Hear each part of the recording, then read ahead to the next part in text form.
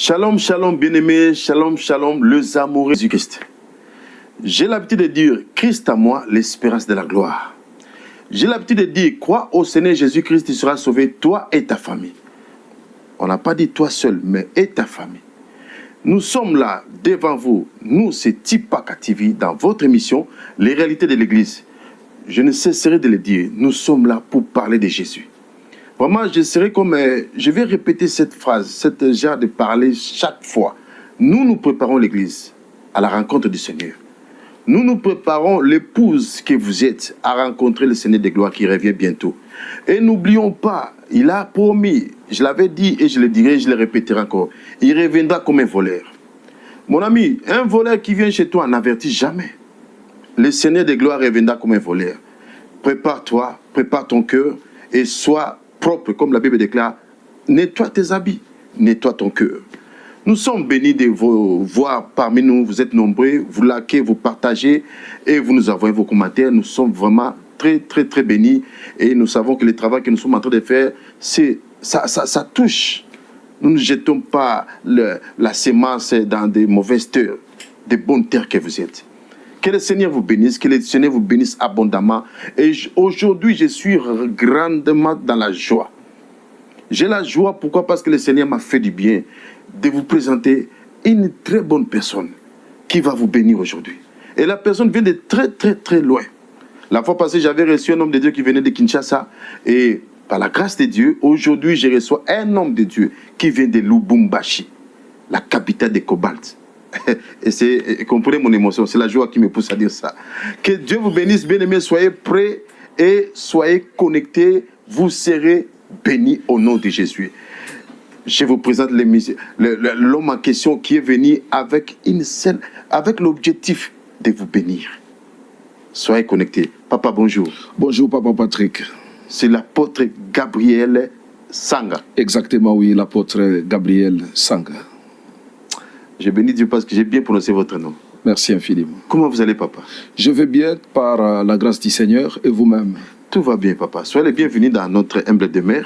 Merci infiniment. Merci parce que vous avez accepté notre invitation et surtout que vous vous apprêtez à aller en Belgique. Exactement, pour la semaine prochaine. Pour la semaine prochaine. Ouais. Donc, on est déjà à la fin de semaine déjà. Tout à fait. Papa, je suis très content de vous recevoir. Vraiment, le plaisir est partagé. Et je vais vous poser une petite question avant de prier. Comment vous avez trouvé la chaleur ici à Paris? Oh, c'est vraiment une chaleur insupportable. En fait, je ne sais pas moi si c'est pas vraiment un très bon moment, une très bonne période pour moi. Mais on s'adapte malgré que le corps est en train d'acquérir certaines inquiétudes. Moi, je ne vous coupe pas la parole, papa. Je dirais d'ailleurs à mes amis, on doit quand même voir des signes. Tout le monde se plaint. On n'a jamais vécu ça. C'est déjà des canicules. C'est c'est jamais vu. Non, insupportable. Insupportable. Oui, 44 degrés, 43 degrés. Non. Et vous voyez même moi là, je suis déjà en chemise parce que d'habitude je me présente en veste. Donc je ne m'accuse pas, mais c'est insupportable. Non, insupportable. Insupportable et une chaleur terrible. Bon, nous sommes là. Malgré la chaleur, on va servir notre Seigneur. Amen. Et papa, avec votre permission, je vais lire la parole pour l'édification de nos amis qui nous suivent en ce moment. Ouais. Et je demanderai à vous, les amis, les chrétiens de Béret, qui aiment beaucoup examiner les Écritures, ouvrez vos Bibles dans le livre de 2 Timothée 4, 6 à 8. 2 Timothée 4, 6 à 8. Je lis au nom du Seigneur. Les chrétiens de Béret, on y va. Car pour moi, je sers déjà des libations. Et le moment de mon départ approche. 7. J'ai combattu les bons combats. J'ai achevé la course. J'ai gardé la foi. 8. Désormais, la couronne de justice m'est réservée. Le Seigneur, les justes juges, me les donnera dans ces jours-là. Et non seulement à moi, mais encore à tous ceux qui auront aimé son avènement. Son avènement, c'est quoi? C'est au retour. Nous devons... Et, chers amis, j'avais dit l'autre fois, quand j'étais encore bébé spirituel, quand on me parlait de l'avènement de Christ, j'avais peur. Mais aujourd'hui, là, je suis dans la joie. Ce monde ne nous appartient pas.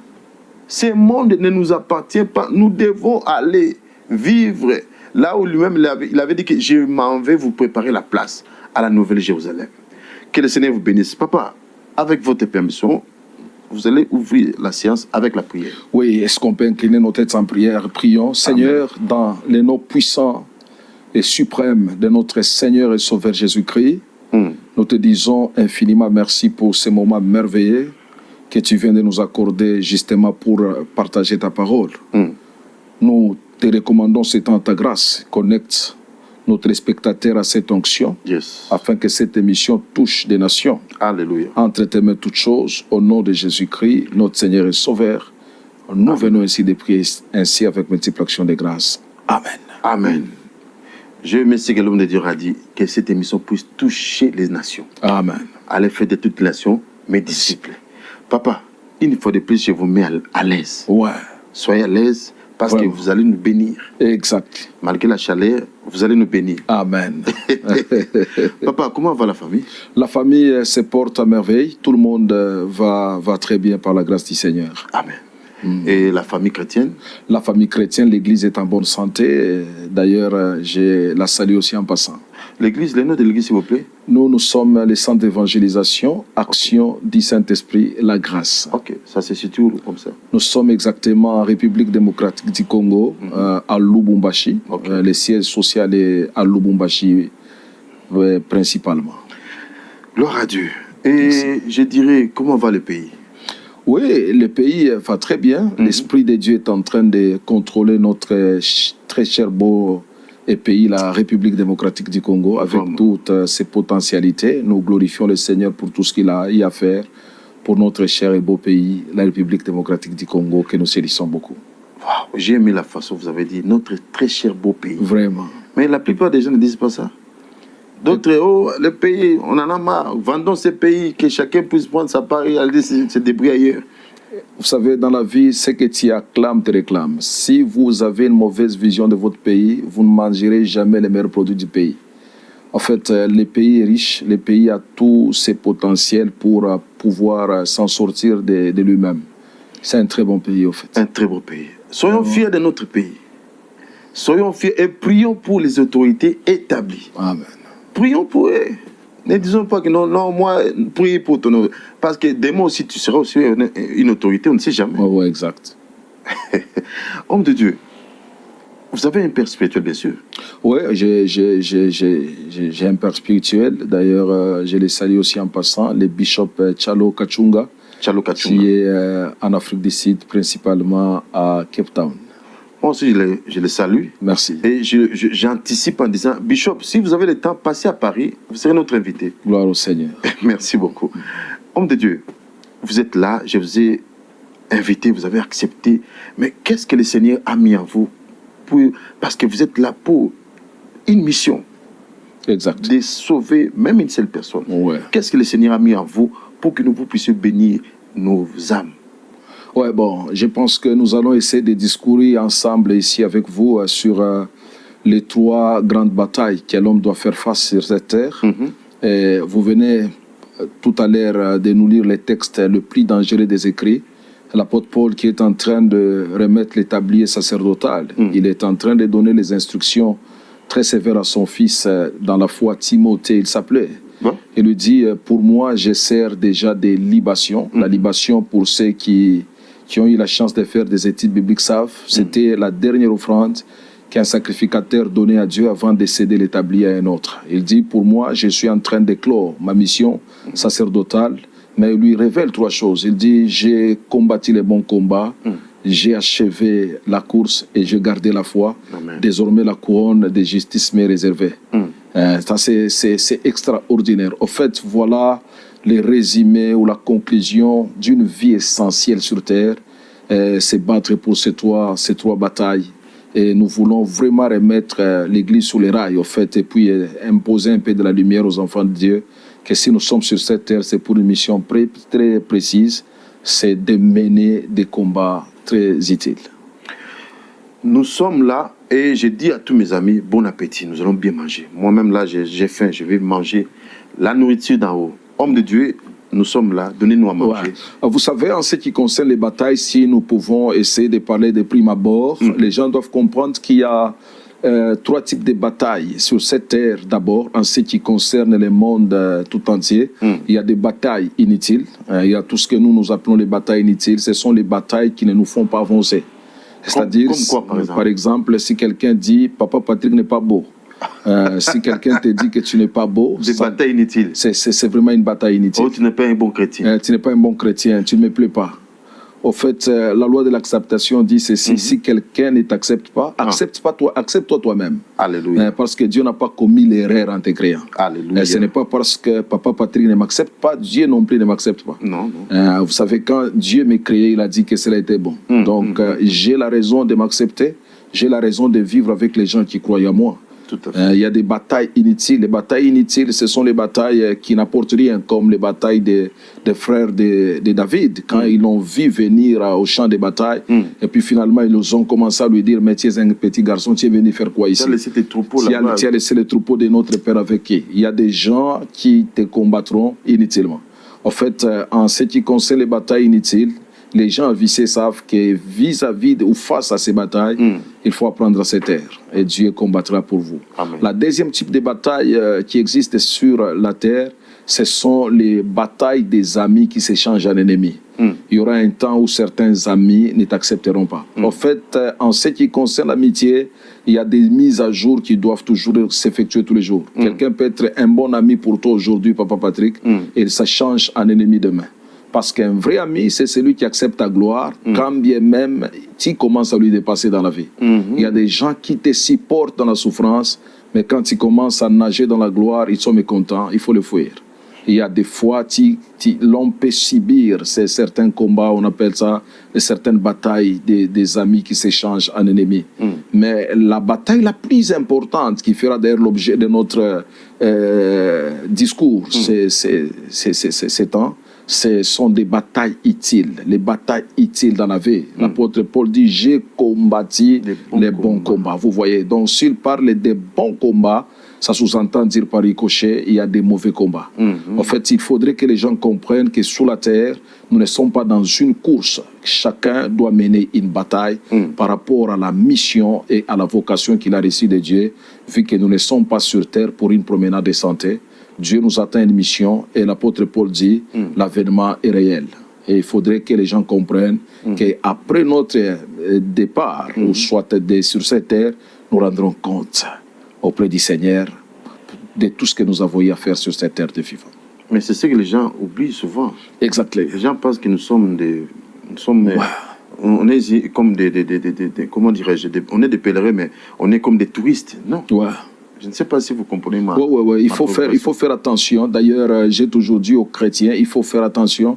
Lorsque Dieu permet à ce que nous venons sur terre, il attend de nous quelque chose. Amen. Il attend de nous quelque chose. Nous avons une mission à accomplir sur la terre. Si je peux rentrer directement dans mon thème, bien sûr. L'apôtre Paul dit, j'ai combattu les bons combats. La première chose que l'homme doit faire sur cette terre comme bataille, il doit se battre pour des bons objectifs.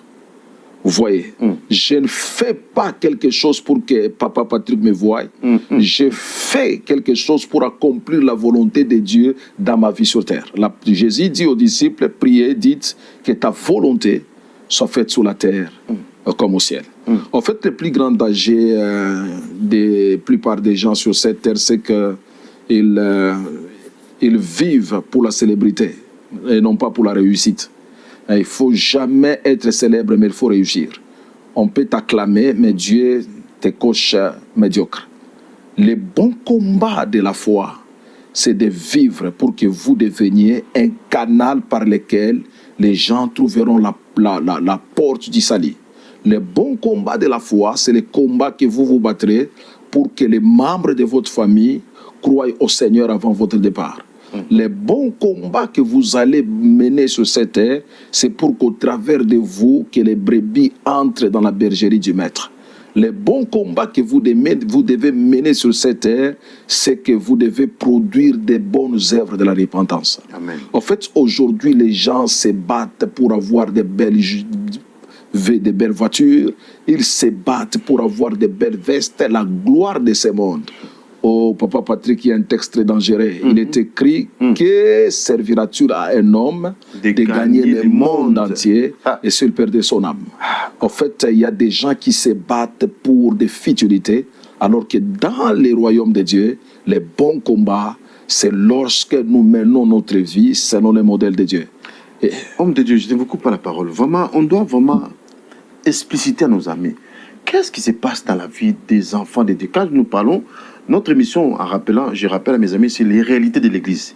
Wow. Nous parlons de ce qui se passe actuellement dans l'Église, corps du Christ, l'Église universelle. Wow. Qu'est-ce qui se passe? Vous prêchez, on prêche à gauche, à droite, mais les gens ont tendance toujours à se glorifier. Wow. Ont tendance toujours à moi, qu'on puisse le pointer, que le pasteur puisse le célébrer devant tout le monde, comme c'était le cas d'Aman, je ne me trompe pas, le gars qui était contre Mardoché. Oui, Aman. Je ne sais pas, avec l'expérience que vous avez beaucoup d'expérience, beaucoup d'années passées à l'église, la maladie vient d'où?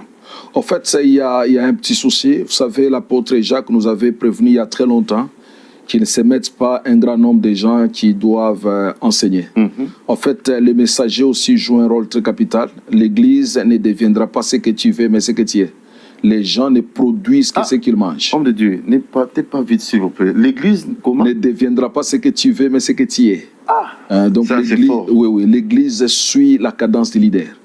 Quel type d'enseignement que vous donnez aux enfants de Dieu qui nourrit quel type d'espérance?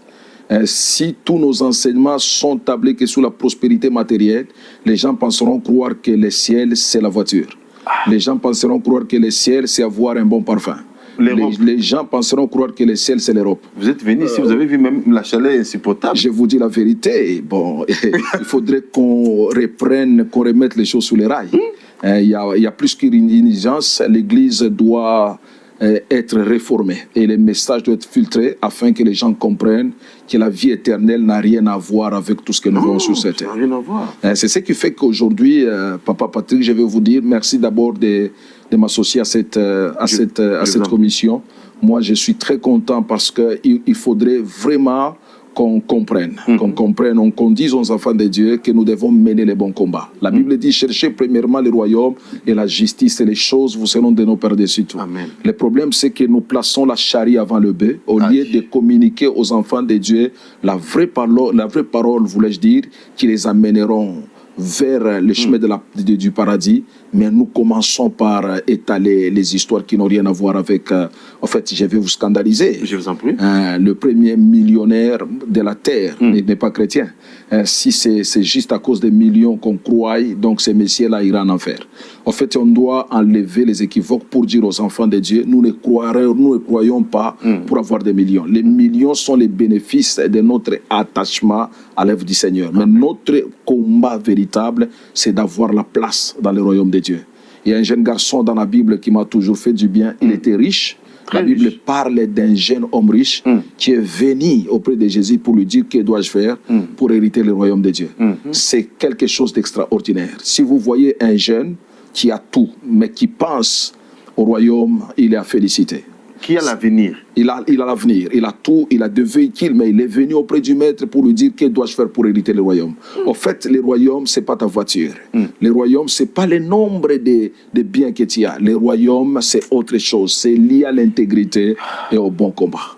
Ça, c'est extraordinaire. Moi, je pense que, homme de Dieu, apôtre Gabriel, je pense que la faute revient à vous, les hommes de Dieu. Exactement, c'est ce que je viens de lire tout à l'heure, je viens de dire tout à l'heure. Pourquoi je dis ça? Vous sélectionnez, la plupart des hommes de Dieu sélectionnent. Je m'excuse, permettez-moi de me mettre toujours ensemble parce que vous êtes, comme la Bible déclare, la moisson est grande, mais il y a peu d'ouvriers. Vous sélectionnez des fois des prédications. Vous savez que moi j'ai vu un homme de Dieu qui disait, je pense qu'il était en Belgique, qui disait à son invité, écoutez, dans mon église, il ne faut pas prêcher ce genre de thèmes. Oh, l'impudicité, oh, les péchés, non, tu vois, ça va faire fuir les gens dans l'église. Voyez un peu ça. Pourquoi vous avez abandonné l'ordre suprême, la mission principale que vous avez été accordée? Vous avez bien dit que non, la Bible dit, ne soyez pas ne soyez pas nombreux à enseigner parce que vous êtes sévèrement jugé. Ouais. Maintenant, qu'allez-vous dire à vos amis? Non, l'heure est déjà venue. Il est plus qu'une urgence que nous devons remettre les choses sous les rails. Voilà d'ailleurs notre cheval de bataille depuis un certain moment. Nous sommes en train de chercher à tout prix comment rassembler une ribambelle de pasteurs, et les mettre sur la bonne voie et chercher à faire comprendre aux gens que la vraie mission de l'Église, c'est de faire le monde les disciples de Jésus. Et c'est que nous sommes en train de croire par la grâce de Dieu, la mission sera atteinte. Et tout ce que nous pouvons vous demander, Papa Patrick, c'est que vous êtes en train de faire ici est précieux. Amen. Continuez. Amen. Continuez, c'est très important parce que ces députés-là, ces ministres-là qui nous suivent, la vie ne se limite pas qu'aux choses de la terre. Ne verse pas le sang humain pour avoir un poste. Papa, dis-le. Ne trahis pas ton frère pour avoir un poste. Ne tue pas l'autre pour avoir les choses de la terre. Nous sommes des pèlerins sur cette terre et sachez-le très bien que le jugement dernier nous attend. Le bon combat de la foi, c'est de garder les valeurs chrétiennes et de savoir qu'après cette vie, il y a une autre vie qui nous attend. C'est très, très important. C'est pourquoi je conseille à tous les jeunes gens qui nous suivent en CELIE, menons le bon combat de la foi. Quand nous avons les choses de la terre, on se pose la question, où passerai-je mon éternité? Où passerai-je mon éternité? C'est extraordinaire. La pensée de l'éternité. Vous savez, lorsque la pensée de l'éternité quitte l'esprit de l'homme, c'est fini. Il fera du n'importe quoi. Nous avons une autre vie à part ce que nous menons sur cette terre. La vie éternelle est le cadeau le plus précieux pour nous, les fils du royaume. Et puis la Bible déclare, si vous ratez ça, il y aura des grincements de dents. Des vrais grincements de dents. Regardez ce qu'on a vécu ici, homme de Dieu, je ne vous coupe pas la parole, avec le respect que je vous dois. Vous êtes venu ici à Paris, vous m'avez dit au téléphone, je me dépêche à rentrer chez mon pays parce que ça ne va pas. Il n'y a même pas moyen de se promener, visiter Paris. Pourquoi? À cause de la chaleur. Maintenant, le peu de chaleur que nous vivons aujourd'hui, et comment sera l'affaire? Attention, la Covid-19 était un signal très fort. Et bien sûr. Tous les signaux étaient en rouge pour vous dire que Dieu peut détruire le monde en un clin d'œil. C'était un signal très fort et nous avons vu les gens mourir en quantité industrielle. Il n'y a personne qui peut être fort plus que Jésus. Si vous entendez sa voix, n'endurcissez pas vos cœurs. Voilà la première bataille, c'est combattre les bons combats. Il ne finit pas par là. Il ajoute la deuxième chose, il dit, j'ai achevé ma course. Au fait, tout le monde doit savoir que même les plus énergétiques finira que par s'arrêter. Nous, on avait des gens comme Mobutu, son âme, il est mort. Et il disait que ma jambe sera enterrée à l'est, et mon bras à l'ouest. Écoutez, nous achèverons la course. Le problème, ce n'est pas l'achever, mais comment tu l'achèveras. Comment? Parce qu'il a dit, j'ai achevé ma course. Mais comment tu achèveras ta course? Toi qui me suis, la mort peut te surprendre. J'ai vu des jeunes gens mourir. J'ai vu des bébés mourir. J'ai vu des grands hommes de Dieu mourir.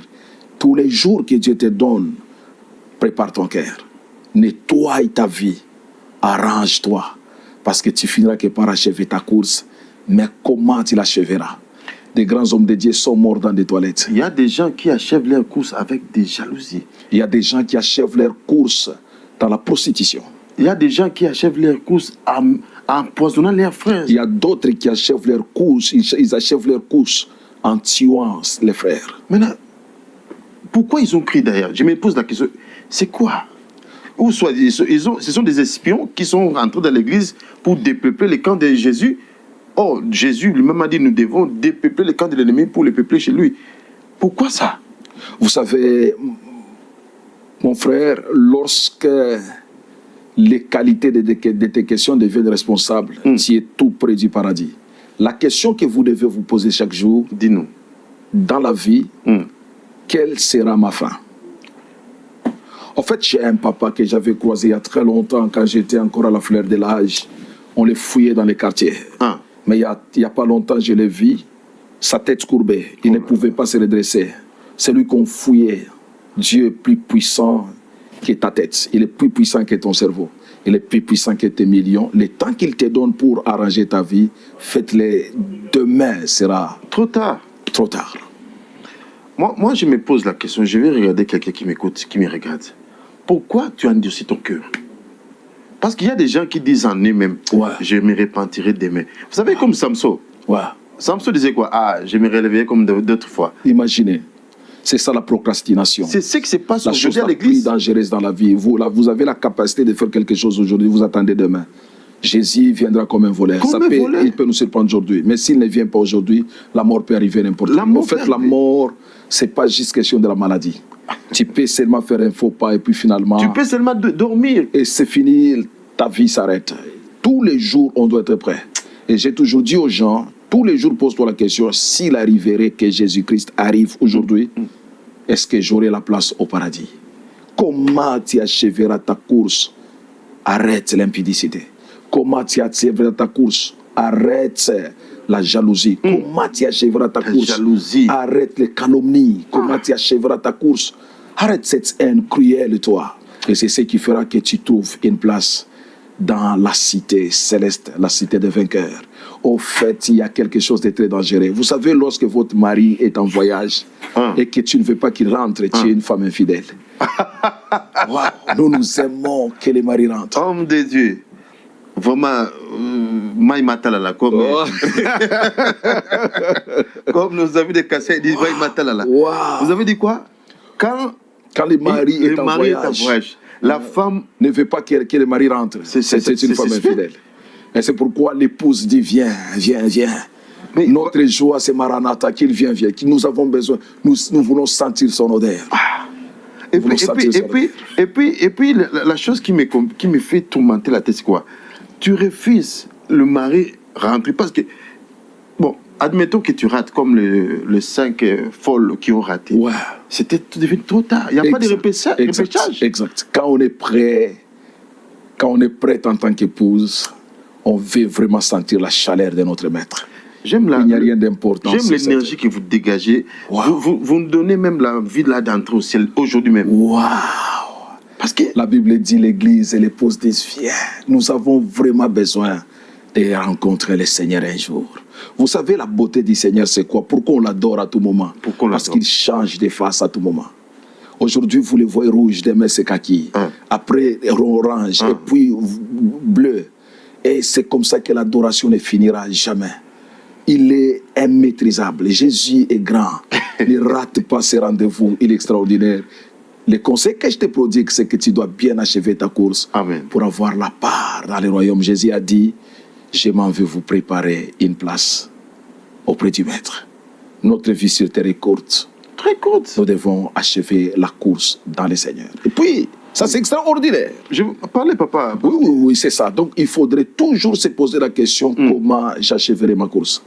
En fait, je vais vous dire une chose de très dangereuse, c'est que tous les esprits sont venus du Seigneur, mais tous les esprits ne rentreront pas au Seigneur. Jésus a dit quelque chose de très important. Père, j'ai remis mon esprit entre tes mains. La victoire d'un chrétien, c'est quand, après sa mission sur terre, son esprit retourne au Créateur.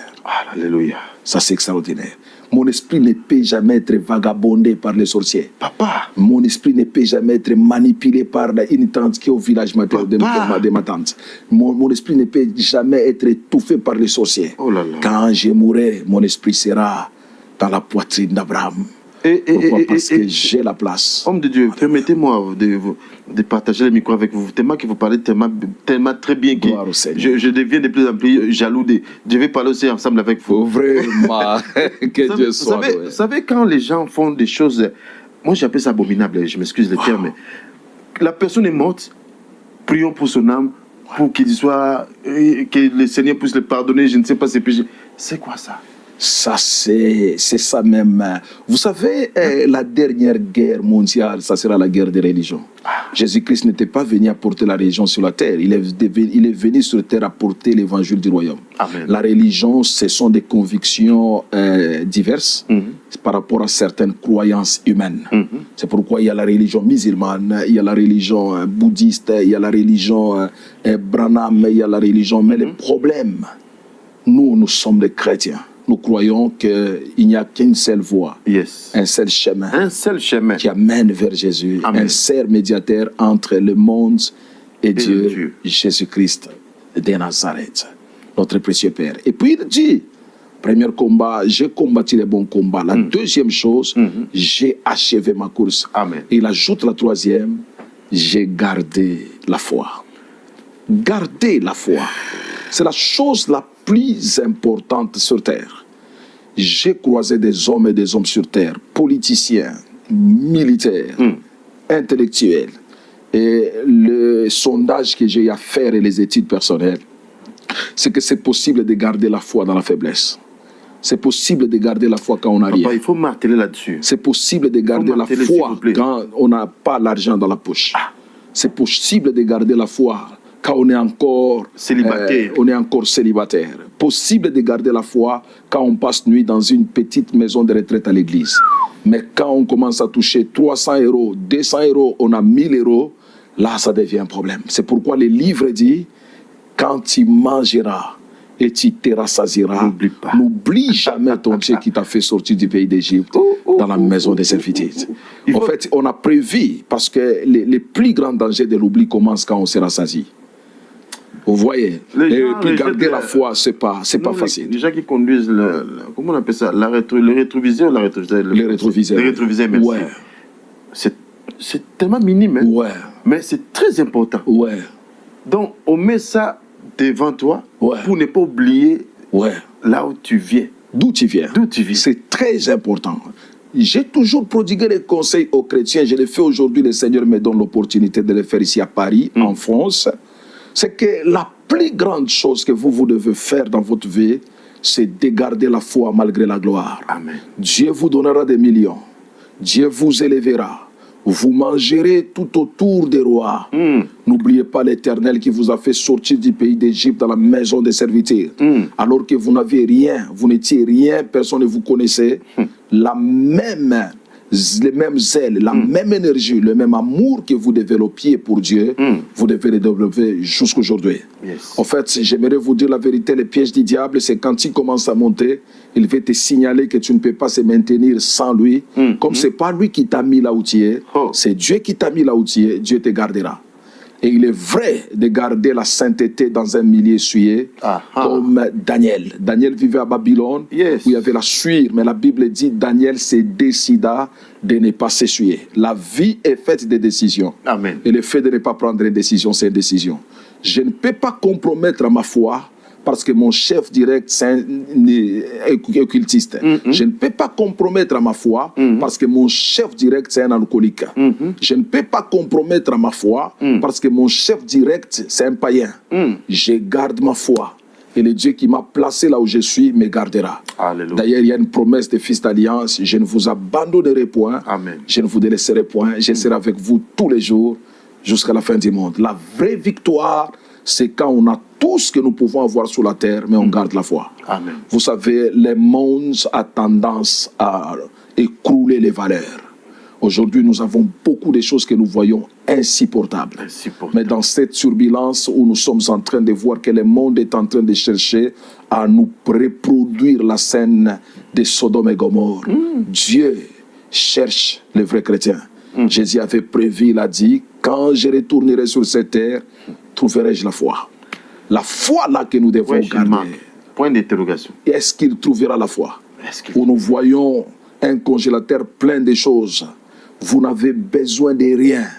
Vous avez votre argent, vous pouvez faire la folie du monde, mais vous vous dites, pour l'amour de Jésus, je ne peux pas me compromettre. Alléluia. Voilà les chrétiens que nous cherchons, les vrais adorateurs qui peuvent garder la foi en Jésus-Christ. Oh mon Dieu, nous avons un problème, Papa Patrick. C'est quand les gens commencent à monter, ils oublient la foi. Quand les gens commencent à monter, ils oublient le Seigneur. Mais nous croyons en prêchant la parole du royaume que cette parole est interpellatrice. Celui qui était en train de faire de mauvais pas, il peut retourner sur la bonne voie et comprendre que tout ce qu'il a, c'est Jésus. Et Jésus est plus que l'or, il est plus que l'argent, il est plus précieux que tout ce que nous pouvons voir sur cette terre de vivant. Gardons la foi en Jésus. L'Europe, ce n'est pas la fin du monde. Non, non. L'Asie, ce n'est pas la fin du monde. L'Amérique, ce n'est pas la fin du monde. On a vu ce qui s'est passé à Dubaï. Nous avons vu des choses sur cette terre. Gardons la foi. Marchons avec Jésus jusqu'à notre dernier souffle sur terre. Voilà la plus grande victoire d'un vrai chrétien. quand on garde la foi. Gloire à Jésus. Alléluia.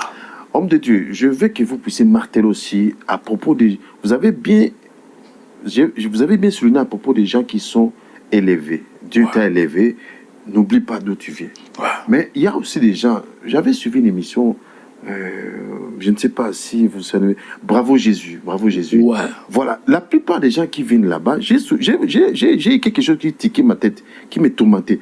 La plupart des gens qui viennent là-bas, ce sont les gens qui ont cédé quand ils étaient dans la souffrance. Oh non, papa est mort, maman est morte. Je suis resté avec mes sœurs, je n'avais pas d'autre choix, je suis allé me prostituer. On m'a dit de faire ça et il y a des conséquences. Maintenant, la personne pleure. Pourquoi pas marteler aussi à propos des gens qui sont encore au bas de l'échelle? Gardez la foi. Il faut garder la foi parce que l'apôtre Paul dit rien ne peut me séparer de l'amour de Jésus-Christ. Nous n'aimons pas Jésus par rapport à ce qu'il peut nous donner. Nous l'aimons parce qu'il nous a aimés les premiers. Amen. Son sang est plus précieux que vous ne pouvez pas trouver dans un supermarché.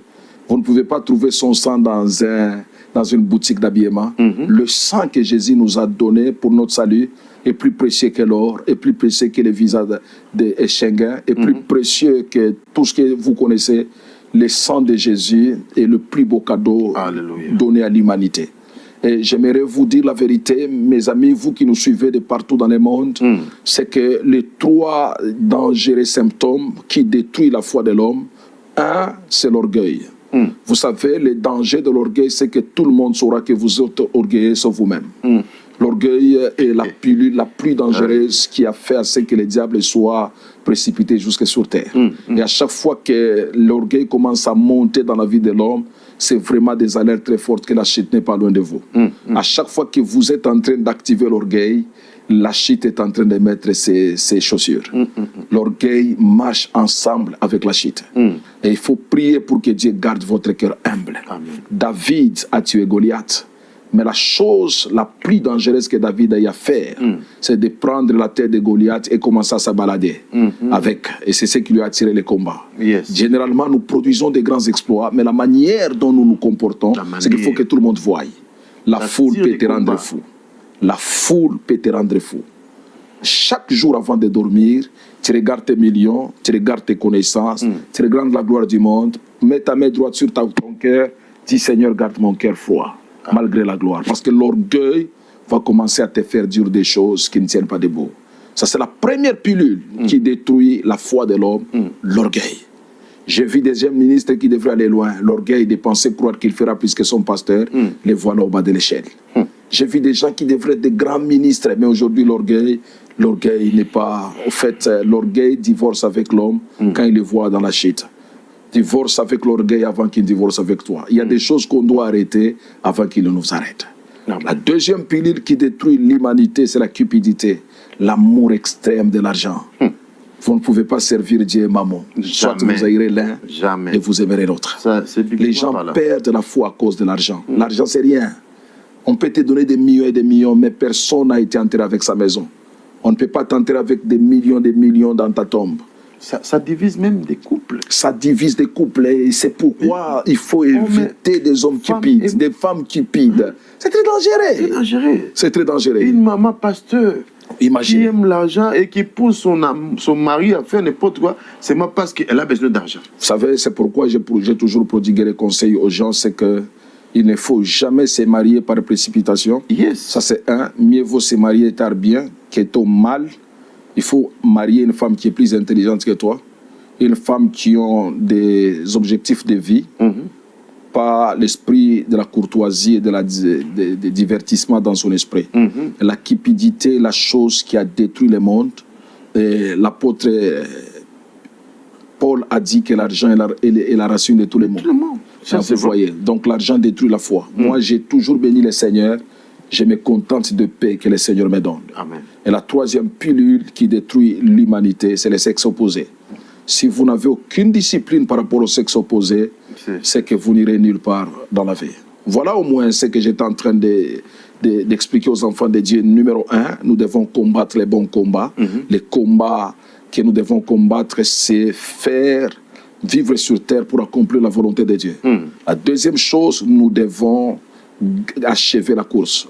Il faut bien achever la course. On peut bien commencer pour mal finir. C'est ça. Et la troisième chose, nous devons garder la foi. Malgré que tout le monde marche à l'encontre de la parole de Dieu, prouve-le-nous que tu es un vrai chrétien. Tu as dit à Dieu que je resterai fidèle à toi. Aujourd'hui, tu es à Paris. Reste fidèle à Dieu. Reste fidèle à Dieu. Tu as dit à Dieu, quand j'aurai l'argent, je resterai ton fils. Aujourd'hui, tu as l'argent. Reste son fils. Tu as dit à Dieu, même quand j'aurai le pouvoir, je garderai ma foi. Mais aujourd'hui, Dieu t'a donné le pouvoir. Garde la foi. C'est extraordinaire. Vraiment, je suis en train de ruminer comme une chèvre. Ouais. Ruminer comme une chèvre. Je suis en train de repasser comme Marie, repasser dans sa tête à propos de l'enfant Jésus. J'ai connu les gens, mes amis, quand ils étaient encore en Afrique. Ils priaient, ils gênaient, ils se sacrifiaient. Seigneur, donne-moi les visas. Je veux aller en Europe. Je vais aller aux États-Unis. Je vais aller au Canada, en Australie. Arrivé ici, ils ont abandonné. C'est fini. Ils ont oublié. Ils n'ont plus le temps. Vous savez, il y a, pour ceux qui ont eu la chance de faire les études bibliques, il y a un cours que nous appelons la soteriologie. C'est le cours qui est lié au salut. Et en ce qui concerne le salut, il y a 3 dimensions de salut. Les biblistes disent, nous sommes sauvés, nous sommes en train d'être sauvés et nous serons sauvés. Donc pour le bibliste, c'est possible de perdre la foi. Parce que nous sommes sauvés, c'est quand nous recevons Christ comme notre Seigneur et Sauveur personnel. C'est en confessant de la bouche qu'on parvient au salut. En croyant du cœur qu'on parvient à la justice. Nous sommes en train d'être sauvés parce que le monde nous produira toute espèce de spectacle. Vous verrez des femmes nues, des hommes qui vous approchent à l'alcoolisme. Et surtout ici chez vous, c'est gravissime. Et vous devez vous battre pour votre salut. La Bible dit combattez. Des bons combats. Pour votre salut. Pour votre salut, merci. Vous devez vous battre pour votre salut. Faites un effort de ne pas perdre la foi. L'apôtre Paul dit, je traite durement mon corps. Je le mets assis, je dis, de père après avoir prêché les autres pour que moi-même, je reste. Il sait pas. Nous pouvons prêcher. Au fait, possible de prêcher la sanctification, mais de vivre dans la suite. Possible de prêcher la prière. Papa, encore une fois de plus, Maïmatala, mettez un peu de l'eau là-bas. Vous pouvez prêcher la sanctification, mais vous vivez dans la suite. C'est possible. Donc c'est pourquoi il faut jamais, il faut jamais se contenter à ce que l'homme dit. Jésus dit, vous les reconnaîtrez par leurs fruits. Je ne suis pas impressionné par le fait que tu craches. Non. Je suis impressionné tu peux nous endormir. Par les actes que tu poses après avoir craché le fait. C'est que quelqu'un peut cracher le fait, mais il enceinte une fille. Quelqu'un peut cracher le fait, mais il crée un scandale. Ton fait me consume.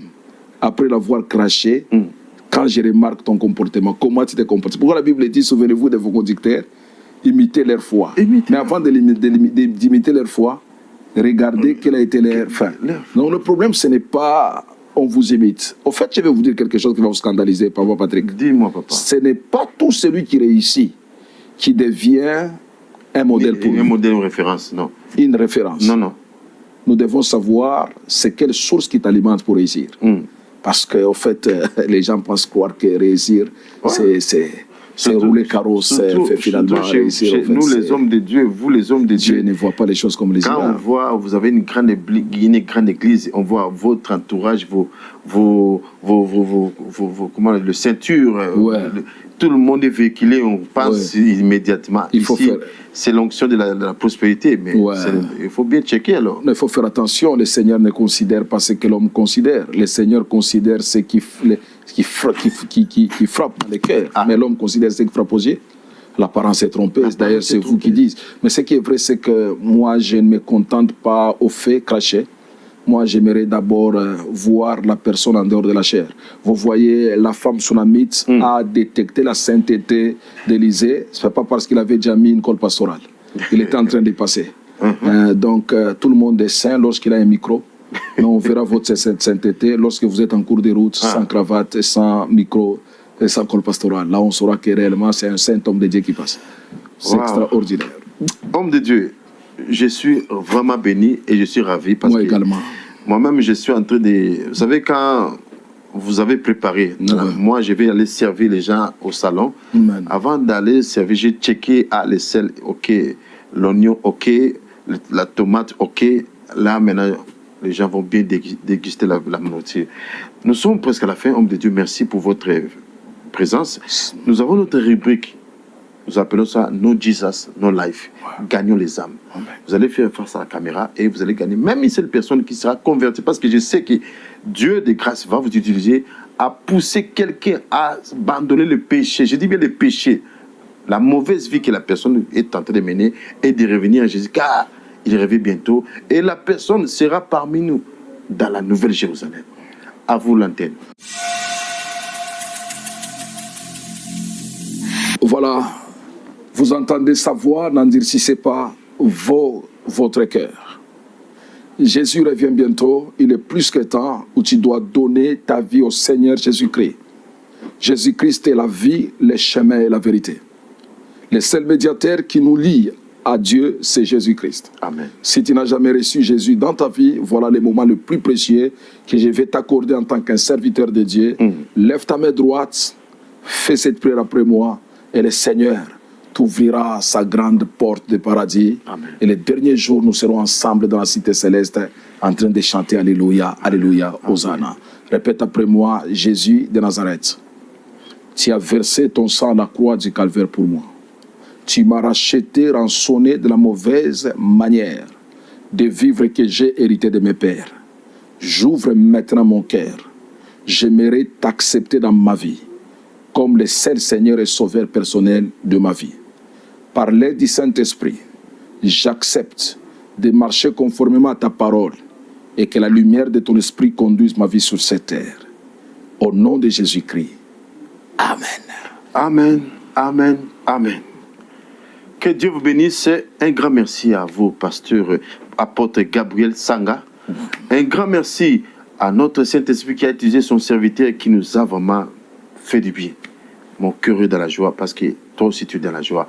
Et vous qui avez reçu Jésus-Christ comme Seigneur et Sauveur, nous sommes là pour vous. Nous allons vous orienter. Si vous n'avez pas une église, si vous n'avez pas des repères, contactez-nous. Il y a un numéro au bas de l'écran là-bas. Écris-nous, n'ayez pas honte. Ça ne concerne pas les corps pour aller voir un docteur. Ça concerne ta vie. Ta vie après la mort. Parce qu'il y a une autre vie après cette vie. Où vas-tu passer ton éternité? Où vas-tu passer ton éternité? Ne crois pas comme les autres disent, si je meurs, c'est tout. Homme de Dieu, il y a des gens qui se consolent comme ça. Ouais. Si je meurs, si j'ai fini, c'est fini. Non. Après la mort, il y a le jugement. Ouais. Tu seras sévèrement jugé. Et si tu entends sa voix, n'endurcis pas ton cœur. Et il est là, il toque. Au travers de cette émission, moi, je dis à quelqu'un, cette émission a été conçue pour toi. Nous sommes là, bien disposés, pour vous aider. À une seule condition, ne sois pas égoïste. Partage aussi. Partage la vidéo à ton frère, à ta sœur. Et nous tous, nous serons à la Nouvelle Jérusalem pour célébrer Alléluia, Hosanna, à l'agneau de Dieu. Merci pour votre fidélité. Continuez toujours à nous soutenir dans vos prières. Et nous disons merci à notre invité qui va quitter Paris pour la Belgique et rentrer au pays. Et papa, ne vous trompez pas, ça c'est votre maison. Merci infiniment pour la confiance. Revenez, venez nous bénir et nous serons toujours bénis par la grâce de Dieu, la grâce que Dieu a mis en vous. Avec plaisir, papa Patrick. Avec votre concours, nous allons dire à nos amis au revoir. Bye bye. Bye.